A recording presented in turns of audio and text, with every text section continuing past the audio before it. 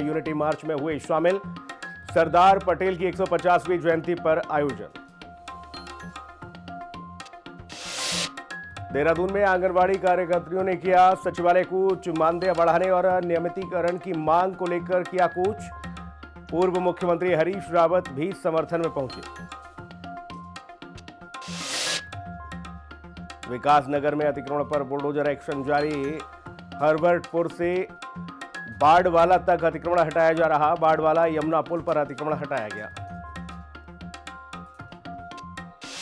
कालाडूंगी में दिन दहाड़े घायल तेंदुआ घुसा। घायल तेंदुए की एंट्री से गांव में दहशत। तेंदुए की गतिविधि पर वन विभाग की नजर, पिंजरा लगाया।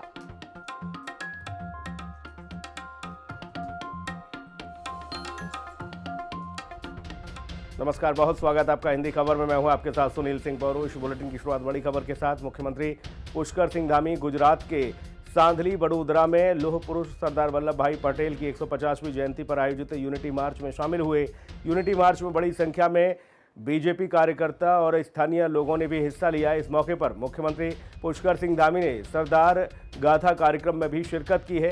साथ ही केंद्रीय रक्षा मंत्री राजनाथ सिंह और केंद्रीय मंत्री मनसुख मंडाविया के साथ मुख्यमंत्री पुष्कर सिंह धामी कार्यक्रम में शामिल हुए। कार्यक्रम में अपने संबोधन में सीएम धामी ने कहा कि सरदार पटेल ने अपनी अदम्य इच्छा शक्ति, दूरदर्शिता और अटूट समर्पण के बल पर स्वतंत्र भारत की अखंडता को आकार दिया था।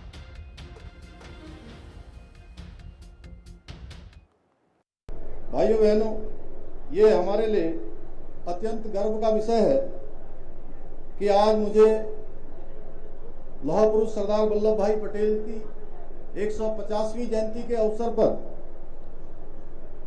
उनकी जन्मस्थली से स्टैच्यू ऑफ यूनिटी तक 190 किलोमीटर लंबी इस राष्ट्रीय एकता पदयात्रा में प्रतिभाग करने का शुभ अवसर प्राप्त हुआ है। और सरदार पटेल की अदम्य इच्छा शक्ति, दूरदर्शिता और अटूट समर्पण के माध्यम से अखंड भारत के स्वप्न को उन्होंने साकार किया।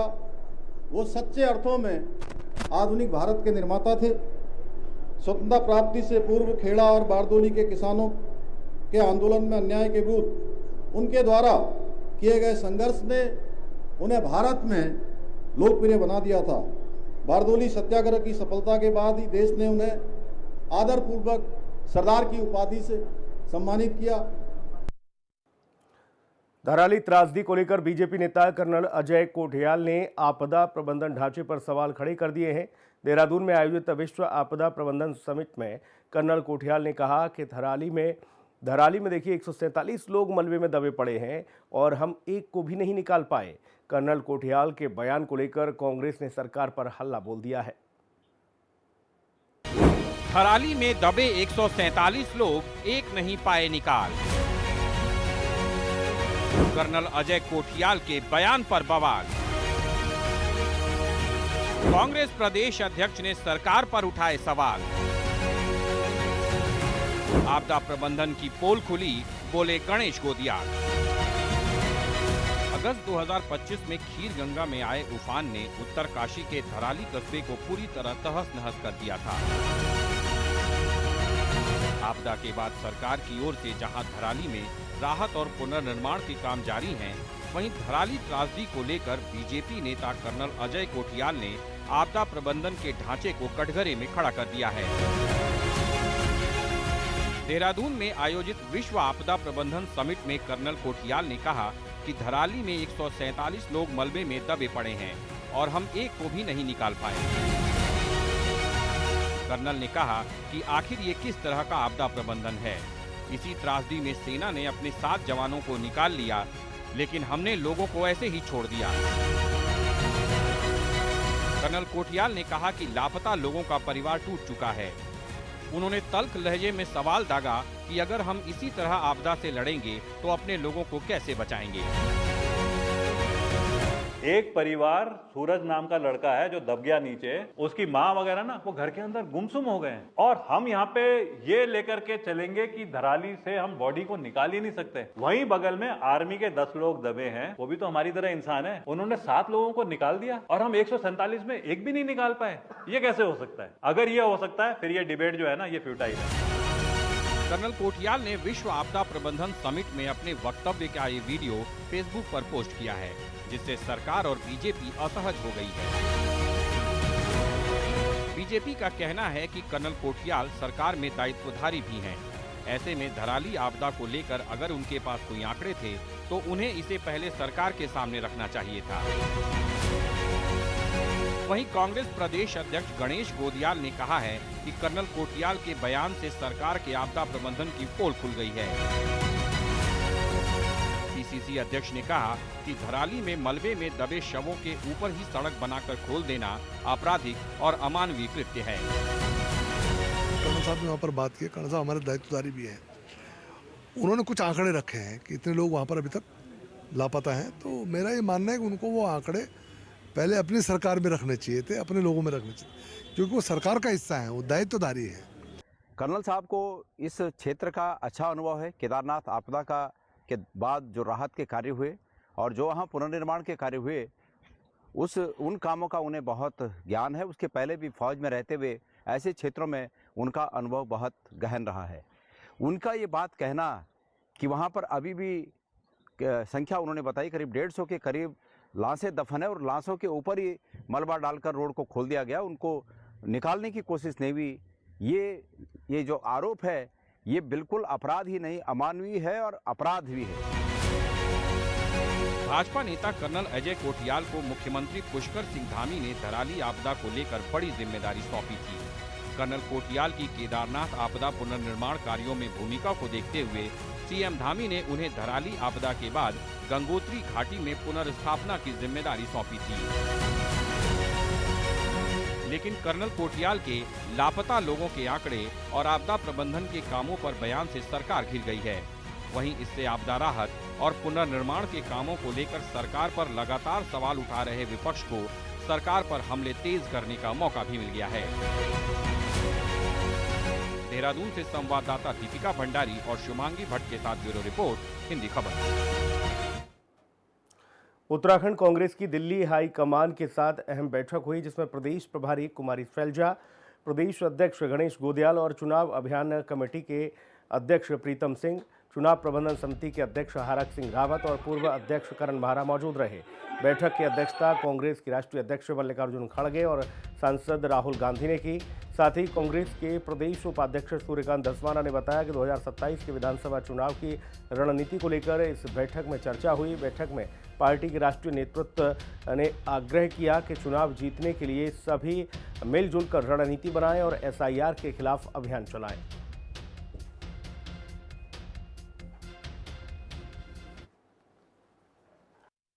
पार्टी के राष्ट्रीय नेतृत्व ने सभी नेताओं से आग्रह किया कि सब लोग मिलजुल करके एक टीम बन करके आगामी विधानसभा चुनाव को जीतने के लिए पार्टी रणनीति बनाए, उस पर काम करे और SIR पर विशेष बल दिया गया है और उस पर हम लोग गंभीरता से काम भी कर रहे हैं।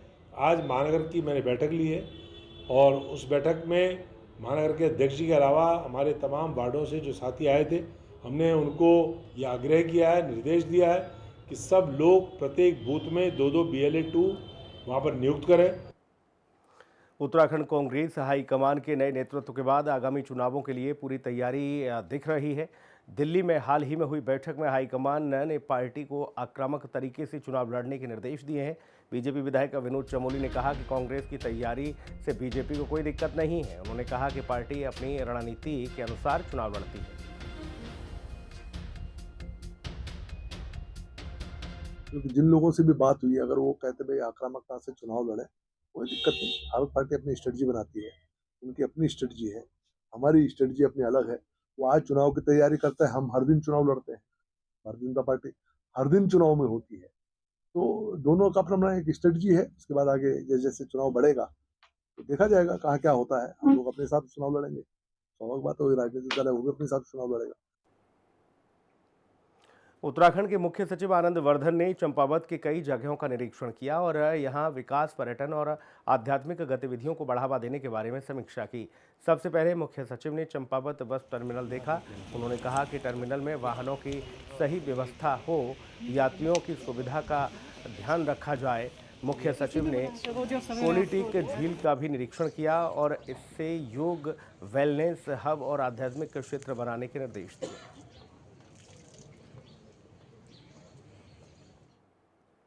मुख्यमंत्री जी का विजन है एक शारदा रिवर कॉरिडोर के बारे में, उसकी कल इंस्पेक्शन किया गया ग्राउंड पे और जो विभिन्न विभाग और एजेंसी उसमें काम कर रही है उनके साथ विस्तृत विचार विमर्श भी किया गया और शारदा कॉरिडोर के कई प्रोजेक्ट्स जो हैं काफ़ी एडवांस स्टेज में हैं और हम आशा करते हैं कि शीघ्र ही अगले 8-10 दिन में उनके स्वीकृति के आदेश भी हो जाएंगे। मुख्य सचिव आनंद वर्धन ने चंपावत में सभी विकास योजनाओं और नवाचारों की समीक्षा की। उन्होंने अधिकारियों से कामों की प्रगति पूछी और उन्हें समय पर पूरा करने के निर्देश दिए। बैठक में जिले की प्रमुख परियोजनाओं जैसे गोलजीव के साथ ही गोलजीव कॉरिडोर और छमनिया स्पोर्ट्स कॉलेज के साथ पेयजल योजना और सड़क सुधार योजना पर चर्चा हुई। साथ ही मुख्य सचिव ने कलेक्ट्रेट परिसर में लगे विभागों के स्टॉलों का निरीक्षण किया। मुख्य सचिव ने एक पेड़ मां के नाम अभियान के तहत वृक्षारोपण कर पर्यावरण संरक्षण का भी संदेश दिया।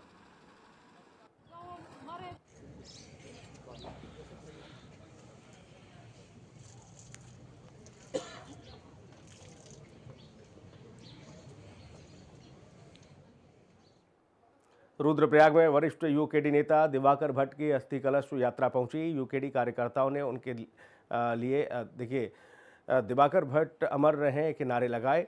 मुख्य बाजार में लोगों ने यात्रा में शामिल होकर उन्हें श्रद्धांजलि दी। यूकेडी उनके अस्थियों को जगह जगह अलग अलग जगहों पर ले जा रही है ताकि लोग उन्हें अंतिम विदाई दे सकें।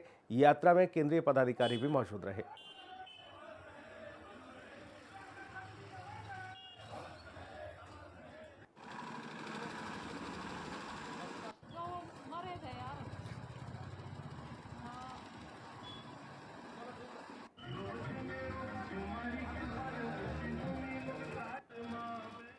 दिवाकर भट्ट की वजह से आज जो इस प्रदेश में चाहे जितने मंत्री हैं, चाहे ये पुलिस हैं, चाहे उत्तराखंड नाम है, ये देन है दिवाकर भट्ट जी की।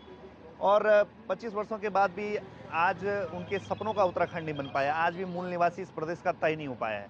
आज भी भाषा इस प्रदेश की क्या होगी वो तय नहीं हो पाई है और राजधानी क्या होगी इस प्रदेश की वो भी तय नहीं हो पाई है। तो बहुत सारे सवाल अभी छूटे हैं, अधूरे हैं और उनके सपने पूरे करने हैं और युवा पीढ़ी उसके लिए तैयार है। हरिद्वार से उनकी अस्थि कलश यात्रा चली है और ये जनपद मुख्यालयों से होते हुए आज रुद्रप्रयाग में है। आज रात्रि विश्राम चमोली में होगा। उसके बाद हम कल ऊखीमठ केदार घाटी से होते हुए घनसाली जाएंगे और उत्तरकाशी टिहरी होते हुए और हरिद्वार में अस्थि विसर्जन का कार्यक्रम होगा। ये हमारा कार्यक्रम है। हमारे माननीय केंद्रीय अध्यक्ष जी उत्तराखंड क्रांति दल के इस यात्रा के साथ हैं और उनके नेतृत्व में दिवंगत आत्मा को श्रद्धांजलि देने के लिए ये यात्रा निकली है। संस्कृत भाषा को उत्तराखंड में बढ़ावा देने के लिए मुख्यमंत्री पुष्कर सिंह धामी ने संस्कृत आयोग के गठन की बात कही है। मुख्यमंत्री की इस पहल की बीजेपी ने सराहना की। साथ ही बीजेपी की प्रदेश प्रवक्ता हनी पाठक ने कहा कि देवभूमि उत्तराखंड से इस पहल का प्रभाव पूरे देश पर पड़ेगा और संस्कृत भाषा का संरक्षण भी होगा। संस्कृति देखिए हमारी एक धरोहर के रूप में जानी जाती है, हमारी भाषा के रूप में जानी जाती है, एक प्राचीन भाषा के रूप में जानी जाती है और उसको लेकर अगर एक आयोग के गठन की बात करी जा रही है माननीय मुख्यमंत्री जी द्वारा तो ये बहुत ही सराहनीय कदम है। फॉरेन में भी लोग संस्कृत को पढ़ रहे हैं, संस्कृत का ज्ञान ले रहे हैं जिससे वो और नौकरियां भी पा रहे हैं। तो इन सब चीज़ों को मद्देनजर रखते हुए इस आयोग गठन की बात करी गई है और जल्द ही इसका अच्छा रिजल्ट हमारे उत्तराखंड के लिए सामने आएगा। महिला श्रमिकों की सुरक्षा और सुविधा को ध्यान में रखते हुए केंद्र सरकार ने नाइट शिफ्ट से जुड़े नियमों को और सख्त किया है। जी हां, केंद्रीय उप मुख्य श्रमायुक्त शुभ्रा त्यागी गोयल ने बताया कि नए संसाधनों के तहत किसी भी महिला कर्मचारी को नाइट शिफ्ट में लगाने से पहले उनकी सहमति लेना जरूरी होगा। सहमति मिलने के बाद ही जो शिफ्ट लगाएगा उसके लिए सुरक्षा प्रबंधनों का पालन भी उन्हें करना होगा। अभी महिला श्रमिकों के लिए जो नया संशोधन हम लोग लेकर आए हैं उसमें पहले तो महिला को नाइट शिफ्ट में लगाने से पहले आप उनकी सहमति लेंगे। अगर उनकी सहमति नहीं है तो आप उनको नाइट शिफ्ट में नहीं लगा सकते। उसके बाद भी अगर उनकी सहमति लेने के बाद भी बहुत सारी चीज़ें ऐसी हैं जो एम्प्लॉयर को पूरी करनी पड़ेंगी ताकि वो उसको नाइट शिफ्ट में लगा सके, जैसे कि अपनी एस्टैब्लिशमेंट से लेके उसके घर तक और फिर उसके घर से लेके एस्टैब्लिशमेंट तक का उसको पिक एंड ड्रॉप फैसिलिटी आप प्रोवाइड करेंगे। दूसरा ये है कि जहाँ पे भी आप उसको लगा रहे हैं काम करने के लिए, वो एरिया पूरा वेल लिट होना चाहिए, पूरी अच्छे से लाइटिंग होनी चाहिए और कोई अंधेरे वाली जगह नहीं होनी चाहिए। तीसरी और जो सबसे महत्वपूर्ण बात मुझे लगती है वो ये है कि पूरा आपका एस्टैब्लिशमेंट CCTV कवरेज में होगा ताकि कल को कोई भी सिक्योरिटी इश्यूज़ अराइज ना हो सके और सब कुछ चेक में रहे। रुद्रप्रयाग में जिलाधिकारी प्रतीक जैन ने जिला अस्पताल का आकस्मिक निरीक्षण किया। इस दौरान उन्होंने अस्पताल की व्यवस्थाओं, मरीजों को मिल रही सेवाओं के साथ ही विभिन्न विभागों के कार्यों की समीक्षा की। निरीक्षण के दौरान जिलाधिकारी ने अस्पताल में मौजूद मरीजों और उनके तीमारदारों से बातचीत कर उनसे अस्पताल प्रबंधन, उपलब्ध सुविधाएं और उपचार व्यवस्था में फीडबैक लिया। हॉस्पिटल से आप शिफ्ट नहीं कर सकते। आज मैंने यहाँ पे डिस्ट्रिक्ट हॉस्पिटल का निरीक्षण किया है और साथ में हम लोग एक कंपाइल्ड रिपोर्ट बनाएंगे और मैं बाकी SDM से और ADM से भी रिपोर्ट लूंगा ताकि हम एक ओवरऑल व्यू देख सकें कि डिस्ट्रिक्ट में किस तरह से अभी ऑनगोइंग हेल्थ फैसिलिटीज चल रही हैं, कितने सीरियस हैं हमारे डॉक्टर्स और नर्सेस। DH में मैं जिनसे भी इंटरेक्ट किया तो मुझे काफ़ी फेयरली सेटिस्फैक्टरी रिस्पॉन्स यहाँ पे मिला। उम्मीद करता हूँ बाकी सब जगह पे भी अच्छा रिस्पॉन्स ही सब लोगों को मिलेगा। बाजपुर में घरों के ऊपर से गुजर रही विद्युत लाइन को हटाने की मांग को लेकर ग्रामीणों ने SDM कार्यालय में ज्ञापन सौंपा। ग्रामीणों ने मांग पूरी नहीं होने पर आंदोलन की चेतावनी दी। ग्रामीणों ने कहा कि लोगों के घरों के छतों के ऊपर से हाई वोल्टेज लाइन गुजर रही है, जिससे कई बार मवेशियों की मौत हो चुकी है और कई बच्चे भी करंट की चपेट में आ चुके हैं। ऐसे में लोगों को अपने बच्चों और मवेशियों की जान को खतरा बना हुआ है। इनके घरों के ऊपर से 11,000 की लाइन गुजर रही है और जो काफी समय से ये लोग लिख के प्रशासन को दे चुके हैं। आज ये आए हैं और मैं 2-4 दिन पहले इनके एरिया में गया था। मैंने देखा कि यार ये तो बहुत बड़ी समस्या है। इन्होंने कहा मुझसे कि भाई ये आए दिन यहाँ पे बच्चों को काफी करंट लग चुका है और आकस्मिक मौतें भी वहाँ पर हो चुकी हैं और ये लाइन हटवाई जाए। तो मैं आया हूँ SDM महोदय के पास। SDM यहाँ पर नहीं है तो उनके पेशगार को हमने ज्ञापन दिया है और ये लाइन जो हटनी चाहिए। लंबे समय से निर्माण की बाट जो रहे दूधली डोईवाला मार्ग निर्माण के लिए अतिक्रमण हटाने की कार्रवाई शुरू की गई है। लोक निर्माण विभाग की टीम ने JCB की मदद से सड़क के किनारे दोनों ओर अतिक्रमण को हटाया। लोक निर्माण विभाग के सहायक अभियंता ने बताया कि करीब 6.3 किलोमीटर लंबे दूधली डोईवाला मार्ग निर्माण के लिए ये प्रक्रिया शुरू की जा रही है और इससे पहले विभाग की ओर से सड़क पर अतिक्रमण को हटाया जा रहा है। उत्तर प्रदेश के टाइम से ही इस मार्ग पर जो है 66 फुट मार्ग जो है पहले ही एक्वायर किया जा चुका है, तो उसी पर कार्रवाई की जा रही है। सन 1978 का केस है और इनको जो है 2022-23 में भी हमने जो है विभाग द्वारा जो है इनको नोटिस दिए गए थे कि अपना जो अतिक्रमण हटा लें और अब इस पर जो है 6.3 किलोमीटर करीब जो है इसका चौड़ीकरण का जो है हमारा जो शासन में जा रखा था एस्टिमेट वो स्वीकृत हो गया। उसका टेंडर भी जो है लगा दिया गया है और बॉन्ड की जो है कार्रवाई की जा रही है। ऋषिकेश के गुरुद्वारा में श्री हेमकुंड साहिब में 27 दिसंबर को गुरु गोविंद सिंह महाराज के प्रकाश पर्व बड़े ही धूमधाम के साथ मनाया जाएगा। इस अवसर पर कई धार्मिक कार्यक्रम और रागी जत्थे अपनी प्रस्तुतियां देंगे। श्रद्धालुओं को गतका पार्टी का करतब देखने का भी मौका मिलेगा और इसके अलावा 11 जनवरी 2026 को गुरुद्वारा परिसर में एक निःशुल्क स्वास्थ्य शिविर भी लगाया जाएगा। 27 दिसंबर को गुरु गोविंद सिंह जी का गुरुपुरब है, जो हर वर्ष ऋषिकेश की जनता गुरुद्वारा श्री हेमकुंड साहिब में बड़ी धूमधाम से मनाती है। उसी तहत आज एक मीटिंग की थी जिसमें ऋषिकेश के सभी संभ्रांत व्यक्ति जब भी आए पहुंचे और उन्हें अपने अपने सुझाव उस गुरुपुरब को और अच्छा कैसे मनाया जाए और उसके साथ ही 11 जनवरी को वो मेडिकल कैंप लगना है। इस वर्ष उस मेडिकल कैंप में पिछली जो कमियां हैं उनको कैसे दूर और किया जाए और ये भी पिछले साल हमारे पे उसमें 60 से ज़्यादा डॉक्टर थे और 3500 से ज़्यादा पेशेंट थे। तो पेशेंट्स की बढ़ती हुई संख्या और डॉक्टर्स की बढ़ती हुई संख्या को देखते हुए उसमें सुविधाएं और कैसे बढ़ाई जाए इस बारे में मीटिंग हुई जो बहुत अच्छी रही और हम उम्मीद करते हैं कि जो ये कैंप होगा वो पिछले वर्षों से भी ज़्यादा इसको सफलता प्राप्त होगी। चमोली के कौव गांव में चल रहे कोबेश्वर महादेव क्रिकेट टूर्नामेंट में राज्य भर से क्रिकेट टीमें हिस्सा ले रही हैं और टूर्नामेंट में विजेता टीम को 1,11,000 रुपये ट्रॉफी और उप विजेता को 51,000 रुपये नकद के साथ ही ट्रॉफी दी जाएगी। क्षेत्र के लोगों का मानना है कि इस तरह के बेहतरीन क्रिकेट टूर्नामेंट के आयोजन से क्रिकेट के प्रति समर्पित खिलाड़ियों का मनोबल बढ़ेगा।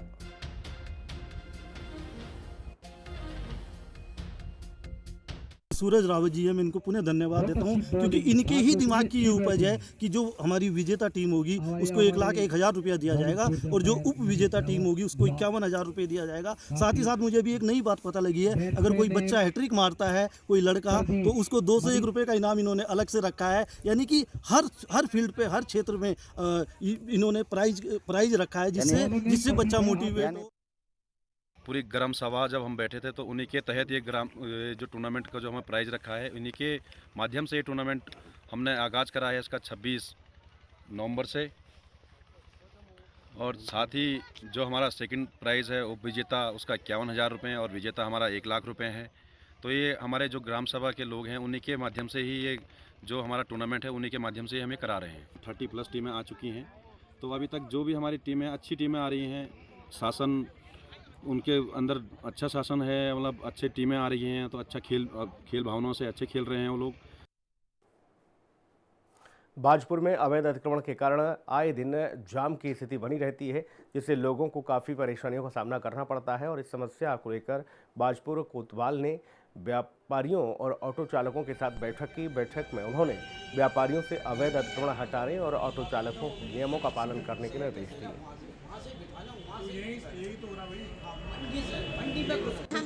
मैंने व्यापारियों की मीटिंग ली, व्यापार मंडल भी था इसमें और ऑटो टुक वालों की भी मीटिंग ली सब लोगों की। इसमें पहले तो हमारा अतिक्रमण है, अतिक्रमण के लिए जिसने जितना बड़ा रखा उसके लिए हमने सोमवार तक का टाइम दिया, सबको अपना अतिक्रमण हटा लें और उसके बाद उनके खिलाफ अदरवाइज कानूनी कार्रवाई की जाएगी। हल्द्वानी में रेलवे की 30 हेक्टेयर भूमि में अतिक्रमण मामले में सुप्रीम कोर्ट में सुनवाई को देखते हुए प्रशासन ने वनभूलपुरा को छावनी में तब्दील कर दिया। जगह जगह पुलिस फोर्स और पीएसी को तैनात किया गया, रूट डाइवर्ट किए गए। साथ ही 7 ड्रोन कैमरे से क्षेत्र में नज़र रखी जा रही है। सुप्रीम कोर्ट रेलवे भूमि अतिक्रमण मामले में एक बड़ा फैसला दे सकती है और 30 हेक्टेयर अतिक्रमण भूमि में करीब 3660 पक्के मकान हैं जिनमें लगभग 5000 से अधिक परिवार निवास करते हैं।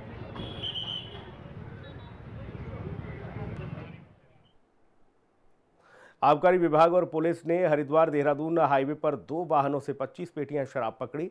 आरोपियों ने हाईवे की जगह देहात का रास्ता लिया था। शराब चंडीगढ़ ब्रांड की थी और आरोपियों का कहना है कि वह पहाड़ी इलाकों में बेचते थे। आबकारी आयुक्त अनुराधा पाल भी मौके पर पहुंची और टीम से जानकारी हासिल की।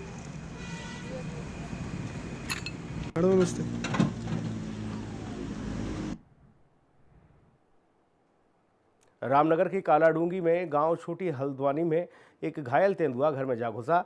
तेंदुए के गले में चोट के निशान थे, उसका खून बह रहा था। वन विभाग की टीम मौके पर पहुंची और तेंदुए पर नजर रखी गई। उसे पकड़ने के लिए पिंजरा और ट्रैप कैमरे लगाए गए। एसडीओ ने ग्रामीणों से सुरक्षित रहने और जंगल में न जाने की सलाह दी। पर आज एक गुलदार को देखा गया है और यहाँ पे एक हमारे चचा हैं, उनके मकान के अंदर एक गुलदार घायल स्थिति में था और उसके बाद फिर हमने वन विभाग को फ़ोन किया। फिर उसके माध्यम से उनकी फोर्स पूरी आई हुई है और वन विभाग उसमें अपनी कार्रवाई कर रहा है। मिलते ही वन विभाग की पूरी टीम मौके पे पहुंच चुकी है और वन विभाग की टीम द्वारा जो बाघ है उसको रेस्क्यू करने की पूरी कार्रवाई की जा रही है। वन विभाग की पूरी कोशिश रहेगी कि कोई भी यहाँ पे मानव जीव संघर्ष ना हो और हम सिचुएशन को अच्छी तरह से टैकल कर लें। उत्तरकाशी में रवाई शरदोत्सव संस्कृति और पर्यटन मेला अपनी 5वीं संध्या पर दर्शकों को खूब आनंद और उत्साह देने में सफल रहा।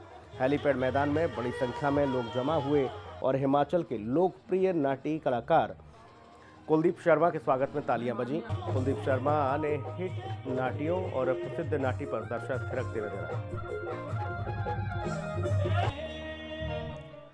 ये रवाई शरदोत्सव का बहुत बहुत आभार प्रकट करेंगे क्योंकि ये गत वर्षों की बात जो चल रहा है बहुत इस बार बहुत बेहतरीन है और इस तरीके का कार्यक्रम इस समय जो नई नई चीज देखने को लोगों को मिल रही सांस्कृतिक कार्यक्रम के साथ में। इस तरीके से कार्यक्रम आगे हो और बहुत बहुत धन्यवाद मेरे भाई संजय डोभाल जी का, माननीय विधायक जी हैं, और छोटे भाई सबसे पहले तो मैं उत्तराखंड देवभूमि को नमन करता हूं, और जब भी मैं बड़कोट आता हूं, मैं तीसरी बार बड़कोट आया तो लोगों ने यहाँ मुझे जो प्यार दिया वो शब्दों में बयान नहीं हो सकता। आप देख सकते हैं कि बिल्कुल ये पूरा जो ग्राउंड है वो, इसमें तिल धरने की जगह भी नहीं बची। तो ये उत्तराखंड के लोगों का प्यार है। और इस बुलेटिन में इतना ही। खबरें लगातार जारी हैं। आप बने रहिए हिंदी खबर के साथ। नमस्कार।